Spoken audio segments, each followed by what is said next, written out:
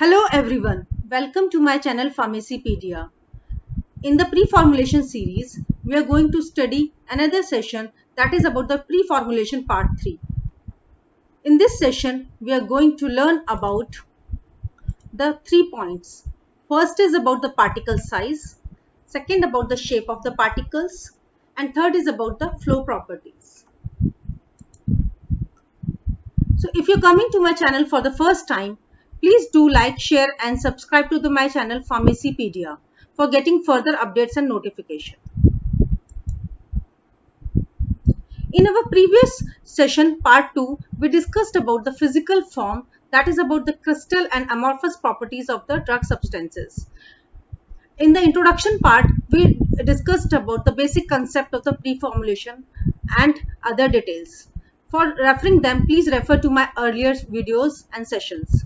In this session, we are going to discuss in detail about the particle size, about the particle shape and flow properties. In my subsequent session, we will be discussing further about the solubility profiles and polymorphism in details. So guys, please tune up and subscribe to my channel Pharmacypedia so that you can get a deep insight into the concept of pre-formulation studies. This topic is basically meant for B.Pharm industrial pharmacy students and it will help them in their unit 1. So let us begin with our main 3 topics, that is particle size, particle shape and other details. So let us first discuss about the particle size. Particle size of any drug substance plays a very critical role in determining and in understanding the properties of the drug substance. You must have seen that we classify the drug substance particles into various categories. For example, we say that some of them are having the coarse nature, or some of them are moderately coarse, some of them are having the fine, some of them are very fine. So drug substances are actually present in wide forms. They can have different particle size depending on the different types of the drugs. So different types of the drugs have different particle size. uh, the hashtags actually represents the seed numbers. You can see in the image also that there are different drug substances with different particle size. So the equipment, you can also visualize the equipment which is used for the separation of the different types of the drug substances.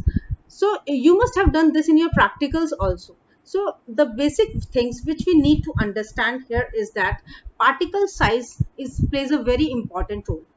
So for example, when we try to manufacture the tablets, particle size plays a very critical role. Also, it has a lot of role to play in the flow properties. Particle size actually impacts lot of many properties, like for example the flow properties, or it also influences the mixing efficiency of the granules. It also impacts the stability. So let us try to understand the impact of the particle size. So when we try to do the pre-formulation studies, the most important parameter when we have to manufacture different dosage forms, for example tablet, is that we should know and learn more about the drug substance particle size, the drug substance shape, the drug substance flow properties. So let us discuss them one by one. So first let us try to understand the particle size. Different drug substances are available in different particle sizes. Now particle size can influence a wide number of properties. The very first is the dissolution rate. So if any drug substance is having fine particle size, definitely the dissolution will be high, because fine particle size means it has more surface area. So as the particle size is being reduced, the surface area increases, which actually impacts its bioavailability and further the dissolution rate. So it is very simple to understand. If any drug substance is having poor solubility and if you want to increase the solubility, it can be, the very first approach can be reduction of the particle size. So if you reduce the particle size, you will have a vast surface area, and which will actually increase the bioavailability and further the dissolution rate. Apart from that, the other properties like suspendability is enhanced. when we talk about the suspensions and emulsions, you must have seen that the sedimentation takes place. So it is being observed that if you reduce the particle size of the drug substance, the rate of suspension actually decreases. Why? Because the particles have the large surface area, they will be floating for a higher amount of the time. So for increasing the stability of emulsions and suspension, the first approach which is being used is the reduction of particle size. So you can understand, if different drug substances have the different particle size, so if we determine the particle size of the drug substance and actually reduce it, we can hold together, actually have a different types of the property alteration, which will help us in actually in the development of the dosage forms. Apart from that, other important factors are also impacted with the particle size. For example, the uniform distribution. As the particle size is reduced, you can have a more better distribution. Then apart from that, the penetrability. If you have the large particle size, for example, that in the formulation of the dosage forms like tablet, the penetrability can be increased if you reduce the particle size. Apart from the lack of grittiness, uh, grittiness is a feeling, rough feeling, which you actually observe when you touch the any drug substance. So if you reduce the particle size, that grittiness feeling goes along. So if you have to alter, or if you don't have any either of these properties, if you don't have these properties in your desirable form, and if you want to manufacture any dosage forms, the particle size plays a very important role. You can, by decreasing the particle size, you can have these properties altered. You can have the more bioavailability, you can have better dissolution rate, you can have a more homogeneous distribution and better penetrability. So let us try to understand the methods which are used to determine the particle size.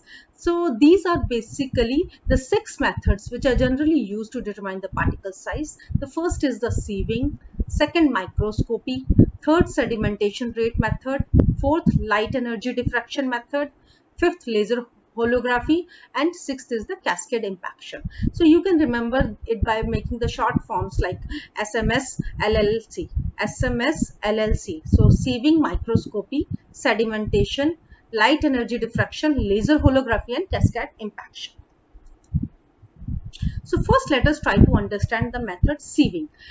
Now, one thing you have to understand and keep in your mind is that the selection of any method for the particle size determination of the drug substance is on the basis of the range of the particle size. For example, if we want to consider the sieving method, the desired range would be in the range of 50 to 150 micrometer. So only particles within this range, 50 to 150 of micrometer particle size, can be determined by these methods. So again, sieving method you must have performed in the laboratories also, like different types of the sieve numbers are there.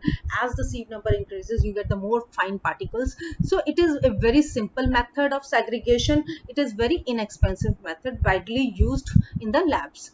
Then second is the microscopy method. In the last video also, when we discussed about the crystalline and the amorphous form, the microscopy plays a very critical role, because by the microscopy you can actually differentiate between the crystalline and the amorphous form. So when we talk in the terms of the particle size also, microscopy can help us in the segregation of the different particle size. Now keep in the mind that the range would be in the range of 0.2 to 100 micrometer. So if you want to determine the particle size in this range, you are going to use the microscopy method. Now the particle size can be determined by the use of calibrated grid background, and this is one of the most direct method. It is a slow and the tedious method. This is the disadvantage associated with the microscopy. So the first method is very clear, sieving method. Another one, microscopy method. Please do remember the ranges and the techniques. The third method for the determination of the particle size is the Anderson-Pipet method, whereby you can actually determine the particle size in the range of 1 to 200 micrometer. So the particle size in this is determined by the Stokes law. There is an equation whereby you put up the various factor from the height, and it is on the basis of the Stokes laws, and you determine the particle size. Then the next method or to determine the particle size is the light energy diffraction method. Please note down the ranges, that is from zero point 0.5 to 500 micrometer. So in this, the light energy diffraction method, particle size is basically determined by the reduction in the light which is reaching the sensor as the particle. So dispersed in a liquid or gaseous form, it passes through a sensing zone. So you can see this is more advanced method whereby the amount of the light which is being restricted, which is being blocked by the particle, which will actually give you the size range. So in this, the light is actually reduced, it is being blocked, and this blockage is actually detected by the sensor, and which is dispersed either in the liquid or the gaseous medium. So this information passes into the sensing zone and you can determine the particle size. Then another method is a laser holography method. So you can see, as the method is getting advanced, as the technique is getting advanced, you can have the smaller particle size determination. For example, for light energy diffraction, it was zero point 0.5 to 500 micrometers. When you lower down the size further, small particle size can be detected by the method known as the laser holography. This is one of the most advanced techniques being used for the particle size determination. In this technique, a pulsed laser is actually fired through an aerosolized particle sprays and photographed in three-dimensional with holographic camera, allowing the particles to be individually imaged and sized. So again, you have a certain compressed gas system like the aerosol system, whereby the particles are being floating, allowed to float, and through the help of the cameras in three-dimensional images, you can easily capture down the images. So, and the last method for the particle size detection is the cascade impaction. So cascade impaction basically depends on the principle that a particle which is being driven by an airstream will hit a surface in its path, which will actually provide that it's an inertia to sufficient to overcome the drag force that tends to keep it in the airstream. So again, the particles are allowed to be impacted, and the force which is being impacted is actually noted down. So the method is known as the cascade impaction method. So again, through these, either of these techniques, and depending on the size of the particle, you can choose either of the method for particle determination. Next, we move to the another very important property, that is the powder flow properties. You must have done several experiments. You must have heard about the term micromagnetics, which actually deals with the smaller particle sizes. Now, powder flow properties plays a very important role in pre-formulation studies. We should understand that while developing tablet dosage forms or liquid oral dosage forms, we need to understand not only the particle size but also the flow property of that particular particle size. So powder flow properties can be affected by the changes in the particle size, shape, and the density. Density is very important in this when we try to determine the powder flow properties. We need to understand, before estimating the powder flow properties, we need to understand the size of the particle, shape of the particle, and density of the particle. So because what happens is that when we talk about the flow properties, it actually depends on the two forces. The first is the force of friction. The force of friction is the opposite force. So, and second is the force of cohesion. Cohesion is the like two particles getting adhered to each other due to the force of cohesion, and two particles getting apart from each other due to the force of friction. So when we talk about the powder flow properties, two forces play a very important role. That is, first is the force of friction, and another one is the force of cohesion. So fine particles possesses poor flow by filling void spaces between particles, causing packing and densification of the particles. So it is very simple to understand. You must, if you remember the structure of the solid, liquid, and gases. Solid, in solid, the molecules are very much close to each other. Similarly, is the behavior of the fine particles. In fine particles, the void spaces is actually filled up. So it is more dense. It is more packed up. So they have the flow actually becomes difficult. So you must have seen, if we reduce the particle size, the flow property is impacted, because the filling of the void spaces between particles, which is actually causing the densification of the particles. So the flow properties can be improved by using certain substances known as glidants, which can actually alter the flow properties. What are the examples of glidants? Like starch and talc. So when we manufacture tablets or any other dosage forms, if we feel that there is too poor flow properties, we can increase the flow by the addition of the glidants. So when we talk about the determination of the powder flow properties, there are n number of methods which are being used. For example, the angle of repose, compressibility index. Compressibility index is also known as the Carr's index, and Hausner's ratio. So before we going through these methods, first we need to understand, for understanding the flow properties, we should know what is density. So density is very simple. When you want to determine the density, it is mass by volume. You know the mass, you know the volume. So in simple labs, you must have done experiments whereby you determine the bulk density, you have determined the tap density. So what is let me remind you, what is the bulk density? Bulk density is simple density, whereby you take a container and you fill your calculated amount of the mass, or you add your sample, any 5 gram of the sample or 10 gram of the sample, then you simply tap it 3 times and see how much volume it is being occupied. Suppose it is occupying 30 ml or 50 ml, so the mass 5 grams or 10 grams divided by that particular volume will give you the density.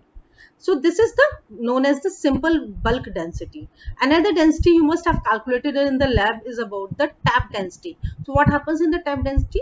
There is a fixed protocol that needs to be followed. For example, you are taking certain mass, 10 grams of the sample, you are filling again into that cylinder and calculating the volume.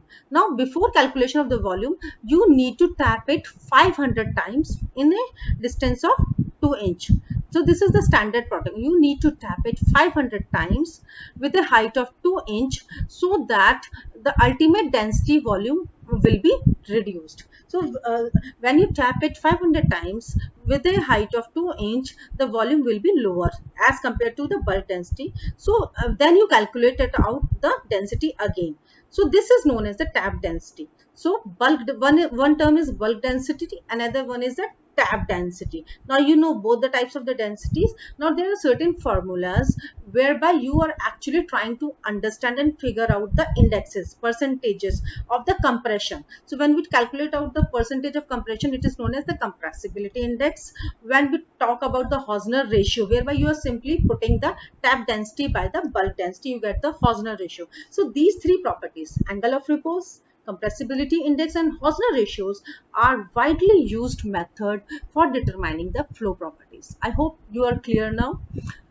So first let us try to understand the angle of repose. So what this, you must have performed this experiment in the lab also, that you are actually passing a certain amount of the measured sample of the drug substance from a fixed height, that is almost 2 inch of the height from the cylinder, and you are actually measuring the heap, the angle which is being formed.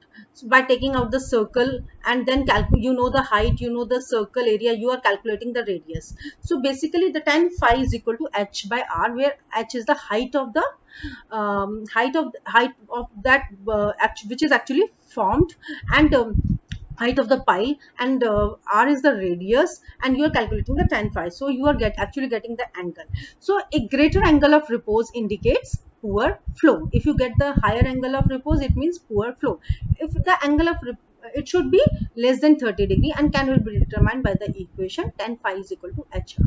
So you must remember that practical, you know the height from whereby you are allowing that heap to form, you know the you circle that, you get the calculate out the radius, you put it in this equation, tan phi is equal to h by r, and then so the standard graphs, you actually know the angle of repose, tan phi. So phi is equal to tan inverse of h by r. So you are actually calculating the angle. So higher the angle gives the poor flow properties, and if the angle is less than 30 degrees Celsius, it is having good property.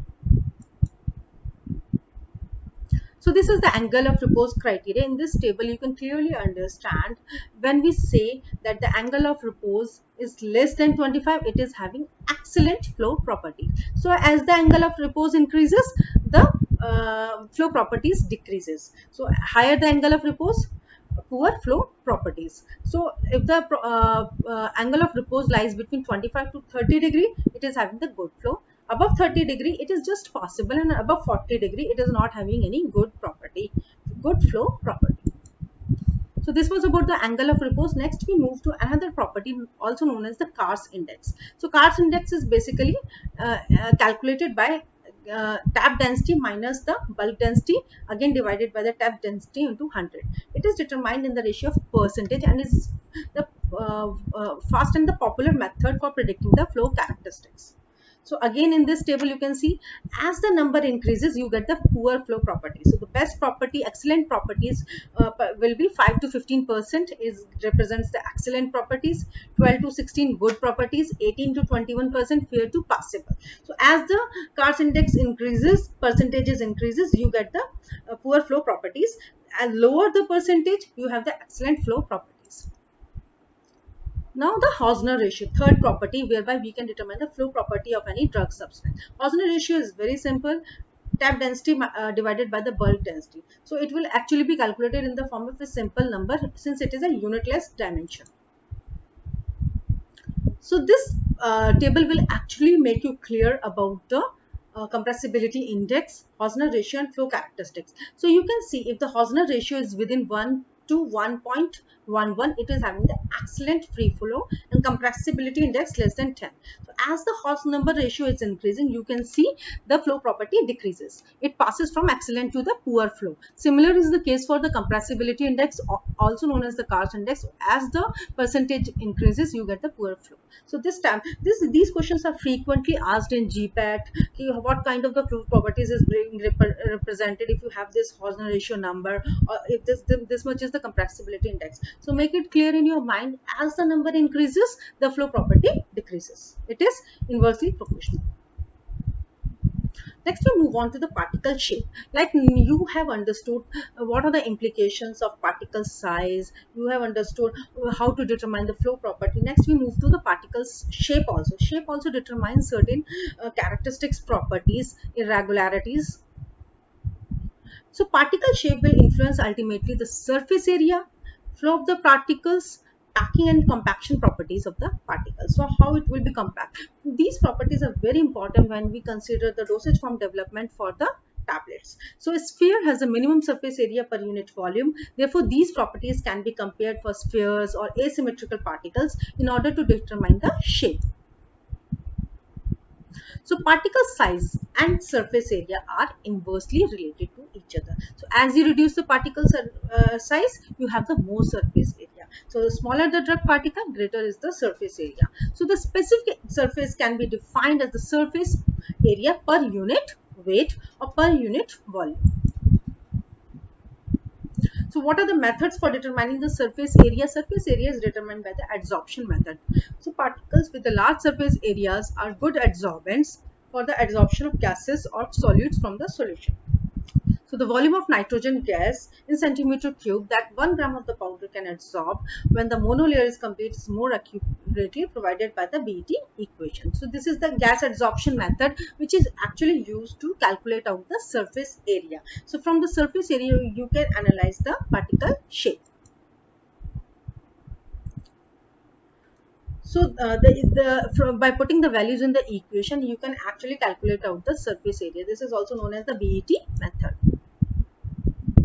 This is the air permeability method. Again, using on the same principles, you can determine the particle shape. So these are the general methods which are used for the determination of particle shape. However, the size reduction is not required in following cases. You must have seen we can improve a lot many properties. We can increase the bioavailability. We can increase the dissolution rate by simply doing the particle size reduction. But there are certain cases whereby the particle size reduction is not helpful. For example, when the drug is unstable, or when it degrades in the solution form, or when it produces the undesirable effects, or when the sustained effect is desired. So in the cases where drug is unstable, if you reduce the particle size, if the drug is not stable, you won't get the increase in the bioavailability. Or if it is being degraded in the solution form, it is not stable, or if it is producing some indirect effect if you reduce the particle size. For example, it is having hygroscopic character or deliquescent nature, or when the sustained effect is required, in that cases also particle size reduction does not help. So you can say in tablet formulation, particle size distribution and shape actually influences mixing efficiency and flow properties of powders and granules. So my dear friends, now you can understand particle size understanding. Doing the pre-formulation studies about the drug particle size, particle shape, particle flow properties is very important, and needs to be understood before going for the actual dosage form development. Any of the dosage form development like tablets or capsules or liquid oral dosage form, because if you don't understand these key properties, then it will be difficult for you to formulate that dosage forms. How much amount of the glidants is being required, or glidant is required or not, because flow property analysis plays a very important role in the development of dosage forms. So these three pre-formulation parameters are very important. Thank you so much for watching my video.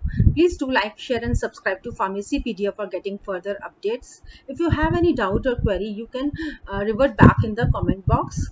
Thank you so much.